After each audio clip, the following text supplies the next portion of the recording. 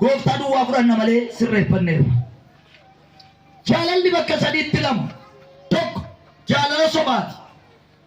Warra akka Yihudaa Yesuusin hin jaallataa? Eeyyee, garuu jaalalichi soba.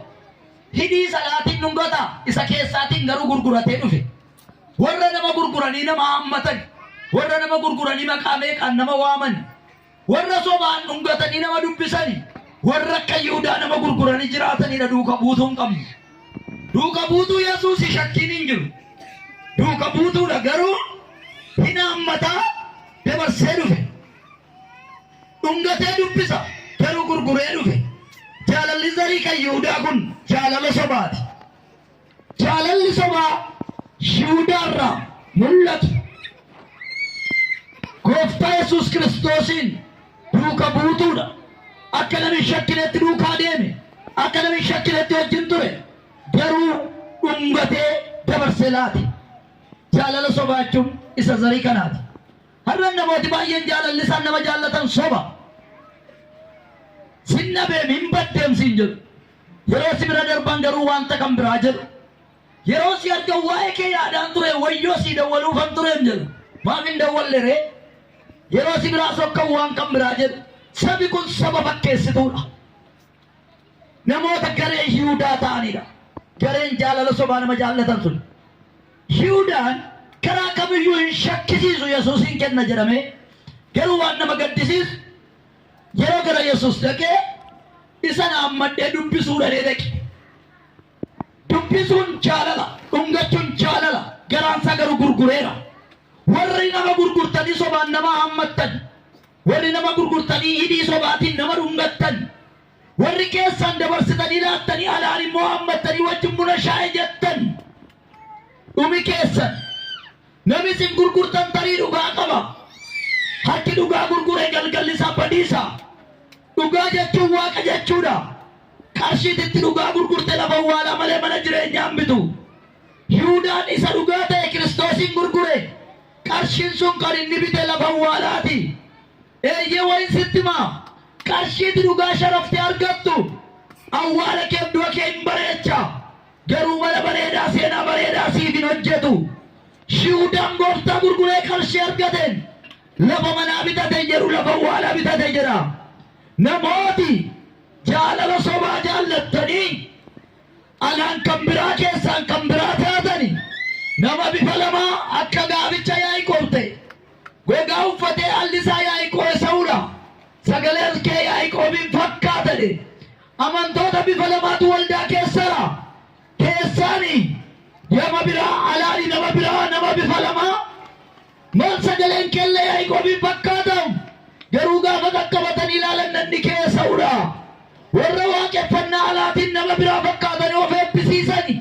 Warra waaqeffannaa alaatiin bifa biraa fakkaatanii dhiyaatani. Warra waaqeffannaa alaatiin garaa of mul'isani. Namoota akka Yaaqoob faasana namoota bifa lamaat jira. Jaalala akkasii soba. Inni lammaffaan jaalala haalaati. Waanuma buddeen nyaataniif na duukaa deemtu jedhe gooftaan. Namoota buddeenni duuka buutuu godhe. Namoota dhugaan duuka buutuun goone.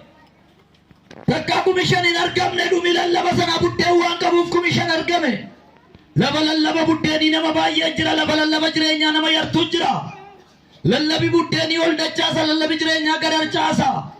Namooti baay'een waldaa kiristaanaa ishee dhugaa keessan jiran lafa sharaa baay'atu. Maaliif yoo jette hin ejjitee dhiisinameeru hin jiru, hin attee deebii namni jedhu hin jiru. Hin nyaattan nuddan ceetan moota jedhama waan ta'eef lafa buddeenii nama baay'ee jira. Yesuus seenaa keessatti takka walitti qabee 5,000 argatee lallabee hin beeku. Guyyaa tokkitti 5,000 argatee buddeen 5,000 quubseedha. Isaan attamitti argamanii yoo naan jette dhuma lallaba sanaaf buddeen qaba. Lallabi buddeenii har'ayyuu nama danuu fida. Lallabi jireenyaa garuu nama harcaasee fixa. Lallabi buddeenii ol ammaaraa, lallabi jireenyaa gara harcaasa.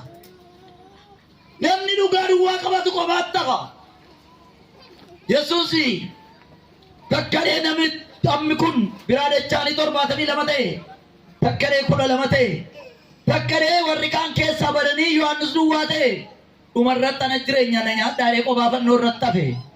Dhugaan deemee akkas ta'a. Inni sadaffaan jaalala dhugaadha. jaalalli dhugaan amma du'aatti adeema fakkeessaan qabu soban qabu Yesus Kristos ana amma du'aatti isinin jaalladha erganuun jedhee hamma lubbuu kennutti adeeme ilmi Waaqayyoo meeqa Waaqayyo ilma meeqa qaban jedhe dubbadhaame meeqa qaba tokkicha qaba meeqa laate tokkichuma isaa laate tokkichisaa iyyuu isa maal hin taanedha macaafi qulqulluun isa mararreedha jaalalli dhugaadha ta'ennaan Kiristoosiifis waldaa kiristaanaatiif tokkichi keessa hin mararu abbaa ilma isaatu hin mararre sis mana Waaqayyoo qabeenyi keessa hin mararu dhuguma jaallatta taanaan wanti kamuus hin mararu Yesuusin hin mararre lubbuun isaa jechuudha kanaaf jaalalli hamma lubbuutti akkas inni biraan rakkoo qabatamaa waldaa keessaa amma mul'atu isa nuuf ergame wallaallee isa nutti ergameen sodaachifamu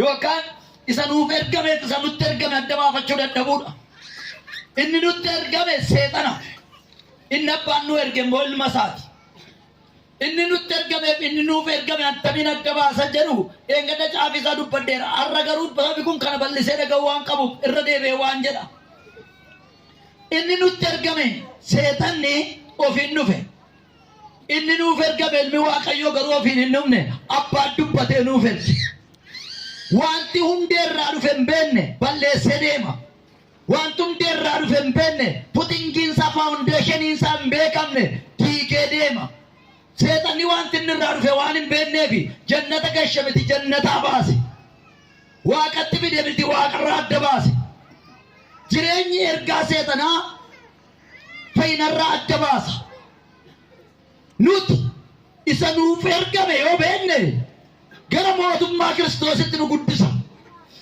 inni nutti ergame garuu akkam akka inni godhu ni ilaalla amala isa nutti ergame seexana inni ergamu amalli isaa yookiin amalli ergaa seexanaa yookiin amalli ergaa sobaa tokko uumama 3-5 quufuuf muuduutti amana ergaan seexanaa quubsuuf muuduu kutaa nyaaddaa isa booda'oo maal taatu waaqa taatu amma quufuun amma muuduun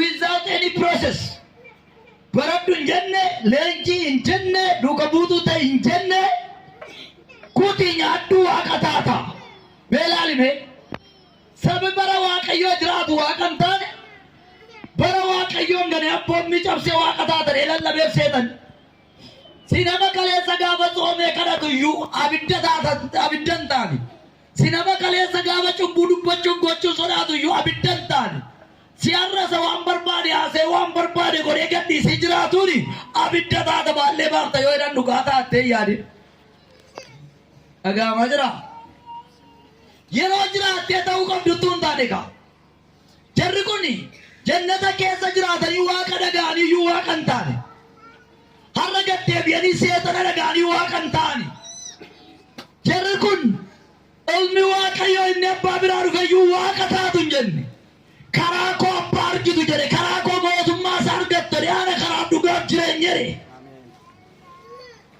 inni nutti ergame seexanni amalli ergaa isaatii tokkoffaa quubsuuf muudu ergaan si ana akkasumini reekka jirutti si muudama si quubsama oolumini gabbaatee dhabda malee gabbaatee wantichi ta'uu dida malee akkasii amalli ergaa seexanaa uumama 3-5 kana irratti egaa kutaa nyaadhaa akka isaa taatu waaqa taatu ittiin jedhu jarri kun kutanii nyaataniiru waaqa hin taane garuu qullaa ta'an waaqa hin taane garuu saawwa ta'an lallabi gadhiisee akkati jiraattuuf si lallabamu galgala kee jooraa godha qaayee labeeliin ajjeesee jooraa lafarraa ta'e amma jala muriidha dhaga'i wanta akkati hundee kee Kiristoos irraa hin goone akka barbaadde tuuti jiraattu moote ceete dhabeessitti lallabamu jooraa lafarraa si godha namni Kiristoosiif dubbii Kiristoos dhaga'ee dhaabbate garuu har'a miidhamaa fakkaatus galgalli isaa muudamaadha amalli ergaa seexanaanni lammaffaan